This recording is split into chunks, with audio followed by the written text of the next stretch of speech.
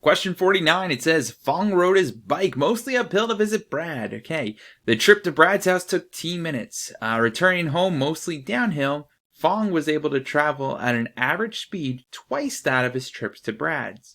Which of the following is an expression for the total number of minutes that Phuong bicycled for the entire trip? Alright, now I'm going to show you two different approaches for this problem here. The first one, we're going to use some strategy. We're going to use that substitution method. So we're going from Phuong's house to Brad's house, which is mostly uphill.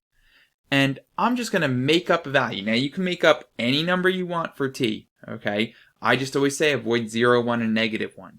So why don't we say this trip took 10 minutes from Phuong's house to Brad's house. Okay, now, when he goes home, since it's downhill, it said that he goes twice as fast. Well, if it goes twice as fast, he's going to do it in half the time. So if it took him 10 minutes to go there, it should take him 5 minutes to get back. So the question here wanted to know, which of the following is an expression for the total number of minutes traveled on this trip? So the total number of minutes here would be just 10 plus 5, or 15 minutes. So this is the answer to the question when we used t as 10. Now, if you used a different number, you'll get a different answer, okay? But it still will work here. So now what you want to do is put back your t as 10 into those answer choices, and let's see which one gives us 15. Okay, here this would be 10 over 2, which is just 5. That's not it.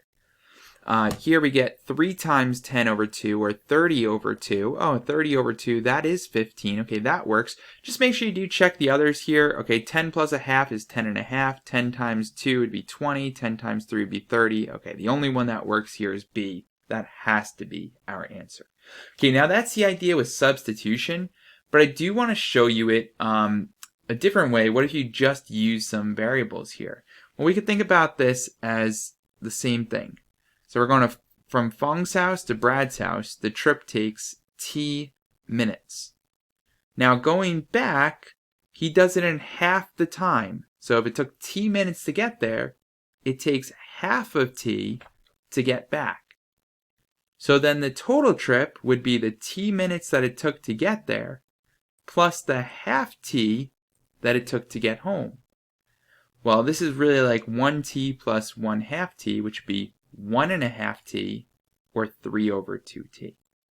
Okay, and you could simply get that by getting common denominators here. Multiply the bottom by 2, multiply the top by 2.